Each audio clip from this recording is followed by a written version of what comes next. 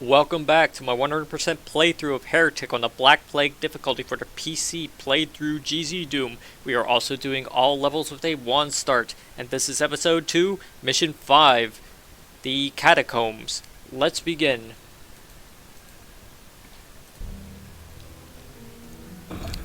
Alright, so, you'll start off an area with a bunch of ammo, but we have no weapons, and this level is one where you don't want to be caught without any weapons, so the first thing you want to do is go up the stairway and go down here to get the Dragon Claw. And pressing this button will raise up the hole you fell into to get the Dragon Claw. Now going here with this gargoyle right here has an energy orb, which we can use to get more ammo for the Dragon Claw. But this part isn't too bad with enemies. It just has gargoyles and these were-dragons. Now you can use the Dragon Claw on the were-dragons, but I'll probably use the Elven Wand on the gargoyles, because they are weaker. Now going up here on the left side of the stairway will get you the yellow key, provided you can jump onto the red platform there.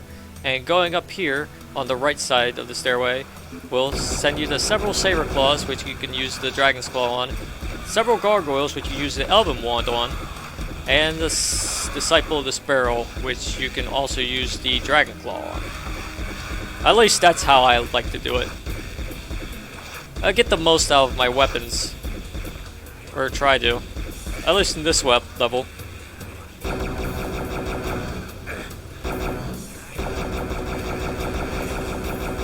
Now excuse me while I deal with these guys. Sometimes the Disciple of the Sparrow will drop a claw orb for you, which is fine. But you may notice that there's a switch here. Pressing it will lower this waterfall thing down, and you might get some were-dragons coming in if you haven't killed them in the little room here. So you could also do that, which I'm going to do right now just for demonstrative purposes. And it also might make my life a bit easier when I try to get into that room. Because you can get into that room once you press the switch again, which I'm going to do once I get up the stairway. Yeah.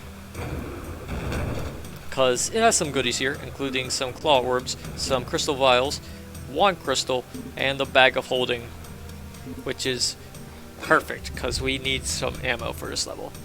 Now, you might have noticed pressing this button here, or rather pressing this wall with a different texture, leads to the Gauntlets of the Necromancer, which can be quite useful if you need them, if you need the like vampiric energy thing, because there are some tomes of power you can get in this level, but we're not going to use it yet. We might not use it at all, I don't know, depends on how the playthrough goes.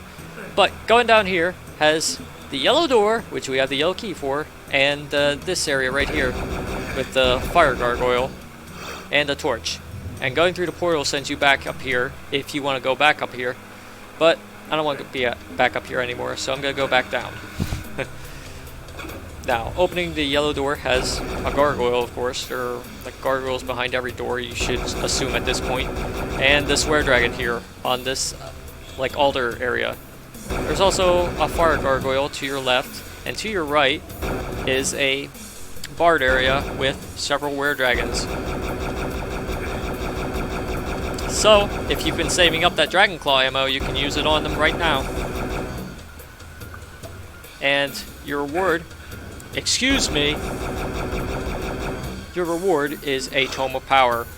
Now, you could probably use it, you can probably pick it up and use it when you're fighting the were-dragons, but the tomed up Dragon Claw uses a lot of ammo, so you'll have to have a lot of ammo before you use it. Anyways, pressing the switch opens up this door here, and when you go down here and walk to this area, these walls will open up, revealing Saber Claws and gargoyles, of course. Now you can deal with the gargoyles in any way you like. Personally, I might just use the tomed up wand. Yeah, do not underestimate the tomed up wand, because it is very useful. It's a lot stronger than basic one, that's for sure. And you have plenty of ammo for the Elven one, so why not? Now, going down here will introduce you to an Iron Lich, but... Ow.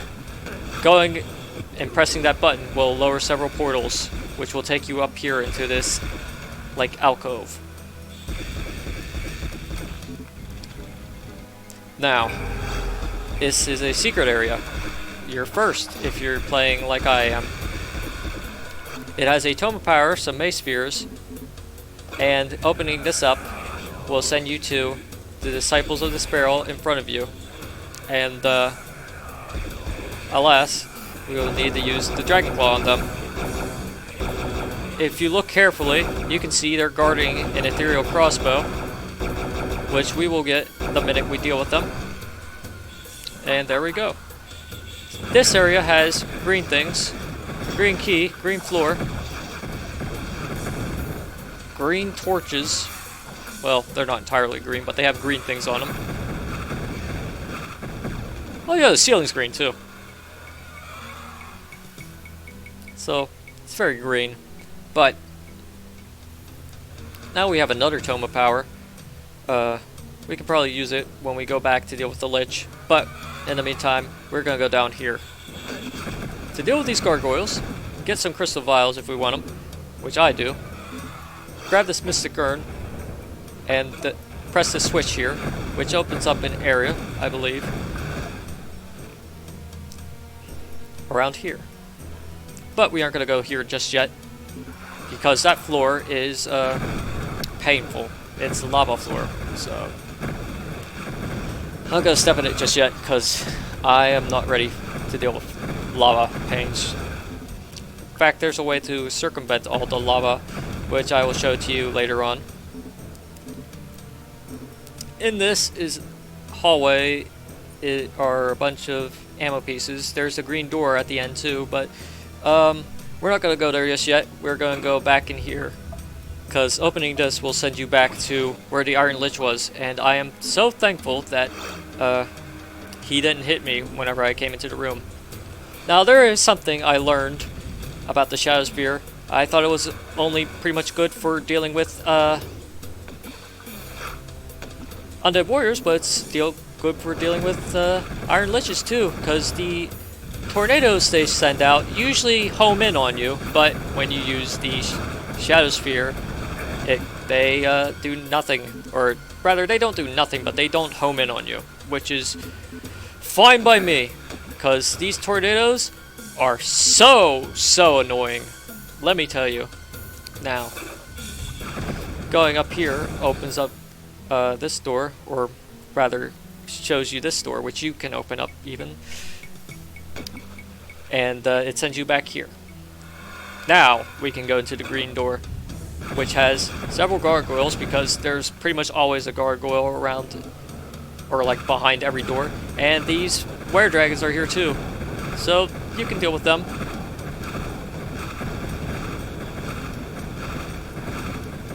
Now, there are several images of, I believe this is an image of the Sparrow himself, or a Serpent Rider, because they're all wearing robes in the description of the manual at least. There's also some ammo here. Now, when you go back to this flickering one, it'll open up when you use it, which reveals an Inferno Orb, but also opens up this trap with several were-dragons and saber claws.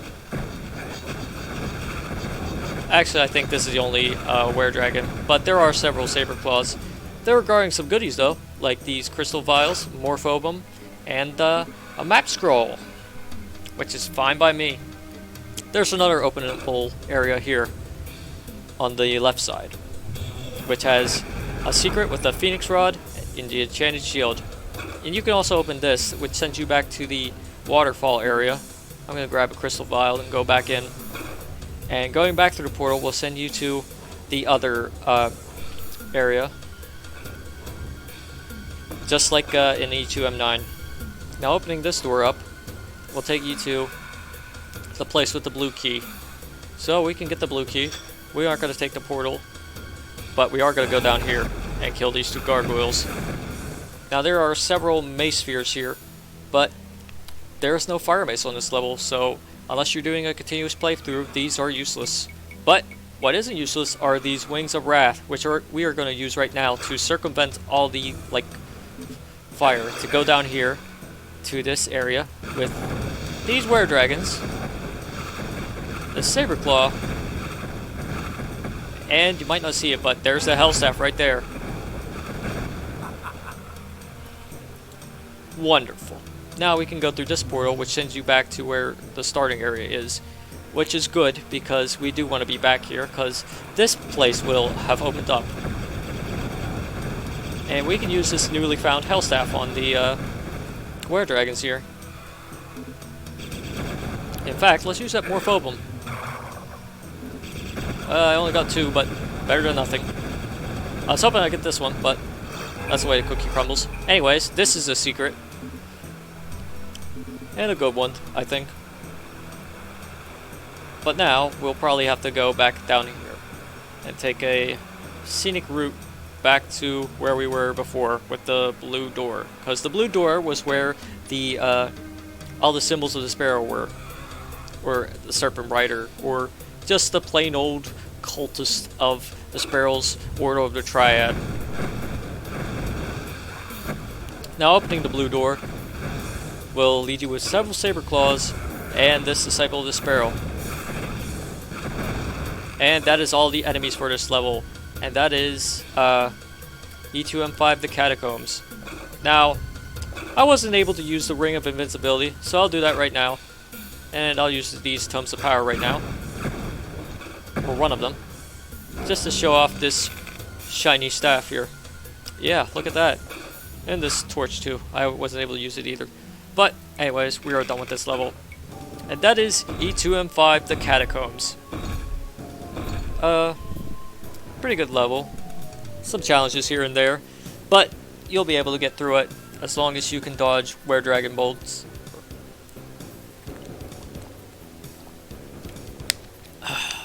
Now, the next level is E2M6, the Labyrinth, which we will do in the next video.